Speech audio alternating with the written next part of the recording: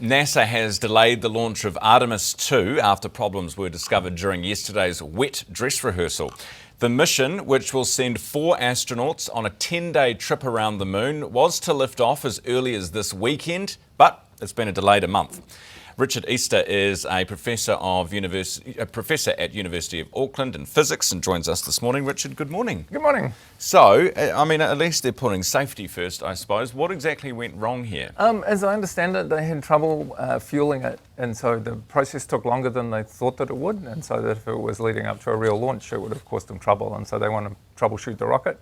But because they need to launch when the moon is in the right place in the sky, that means that it's pushed back a month. Oh, okay, that makes sense. And what is a wet dress rehearsal? The propellant is liquid oxygen and liquid hydrogen, and so the rocket that launches the Artemis to the moon has 2 solid rocket boosters, old space shuttle style boosters on the side. The core of it is fueled with liquid oxygen, so chilled oxygen and chilled hydrogen. And that's hydrogen in particular is a notoriously difficult material to work with. Richard, 60 years ago we did this, I think it was 1972, we went around the moon, the last time we did it. Why has it taken us so long to do this again? I think part of it is that the Apollo missions, absolutely pushed the limits of technology in the 1960s and early 1970s. And so the feasibility of going back, for short visits, that clearly sort of reached the end of what was workable. And so I think time has gone by. It's the technology has improved, and it's sort of become possible to do it again. It's not that different from going to the South Pole. The first people walked there in 1910, but it was after the Second World War that people went back there more permanently. Ah, okay. I didn't know that little tidbit. But why? Surely, we've come so far. It was black and white TV back then. We now have all the world's information at our fingertips on a smartphone.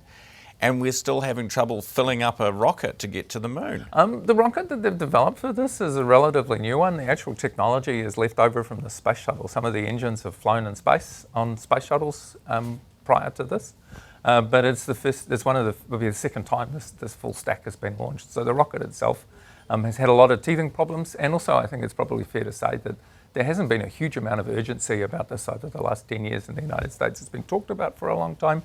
But it wasn't the same level of focus that it got in the 1960s. We're not chasing the Russians. Might be chasing the Chinese. I think that's more likely to drive future developments in the American program.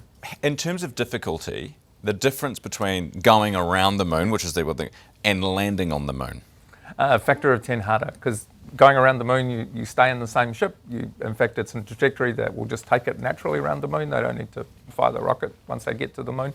Landing, obviously, you've got to go into orbit, and you've got to build the lander itself, which is as yet untested. But that's the next level up in terms of difficulty. And what's the goal here? Do you reckon? Is it all about minerals and sort of vacuuming up stuff out of space? We're eventually going to land on the moon, and then we're going to go to Mars. What? I think it's a whole bunch of things mixed together.